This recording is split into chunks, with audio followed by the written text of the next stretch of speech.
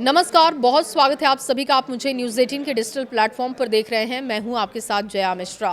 खाड़ी में हालात तनावपूर्ण हैं, लेकिन सऊदी अरब और यूएई ने साफ संकेत दे दिया है कि वो ईरान से सीधे युद्ध में शामिल नहीं होना चाहता।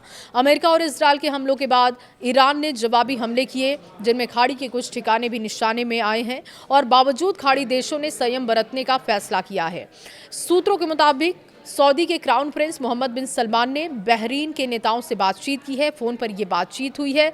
बहरीन के साथ ही कुवैत, कतर के नेताओं के साथ भी उन्होंने बात की है। उन्होंने साफ कहा है कि ऐसा कोई कदम ना उठाया जाए जिससे कि ईरान या उसके सहयोगी भड़क जाए, हालात बड़े युद्ध में तब्दील हो जाए। सऊदी विदेश मंत्रालय ने सार्वजनिक रूप से ईरान के हमलों की निंदा की है, लेकिन अंदर खाने कोशिश तनाव को कम करने की है। अमेरिका और इजरायल से नाराज है सऊदी। बताया गया है कि सऊदी नेतृत्व अमेरिका और इजरायल के हमलों के समय और तरीकों से बेहद नाराज है। हालांकि रियाद को हमलों की पहले से जानकारी दे दी गई थी, फिर भी उसने व्हाइट हाउस के फैसले का खुलकर विरोध नहीं किया।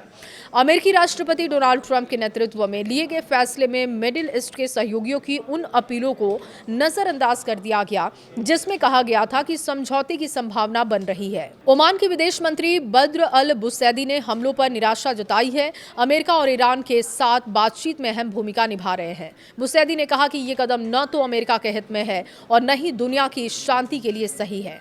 हमले से कुछ घंटे पहले ही उन्होंने कहा था कि बातचीत में जीरो स्टॉक पाइलिंग यानी कि संवर्धित परमाणु सामग्री का स्टोरेज रोकने पर प्रगति हो रही है।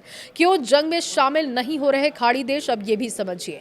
देखिए, खाड़ी देशों की सबसे बड़ी चिंता यह है कि अगर वो सीधे सैन्य कार्रवाई में शामिल होते हैं तो ये यमन के हूती विद्रोही भी युद्ध में उतर सकते हैं। हूती पहले लाल सागर में जहाजों पर हमले कर चुके हैं। उन्होंने गाजा युद्ध के दौरान इजरायल पर हमले किए थे। हालांकि बाद में एक समझौते के तहत ये हमले रोके गए। रियाद के डिफेंस एक्सपर्ट्स का मानना है कि अगर सऊदी अरब खुद को जंग से दूर रखता है तो ये हूती भी जंग में कूदने से बच सकते हैं।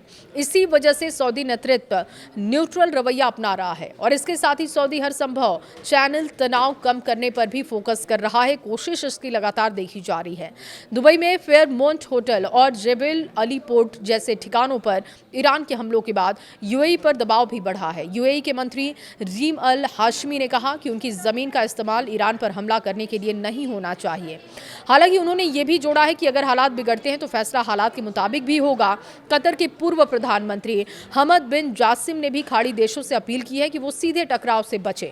उनका कहना है कि अमेरिका, इजरायल और ईरान के बीच संघर्ष कभी ना कभी खत्म होगा, लेकिन अगर खाड़ी देश युद्ध में उतरते हैं तो नुकसान सबसे ज्यादा उन्हीं को होगा।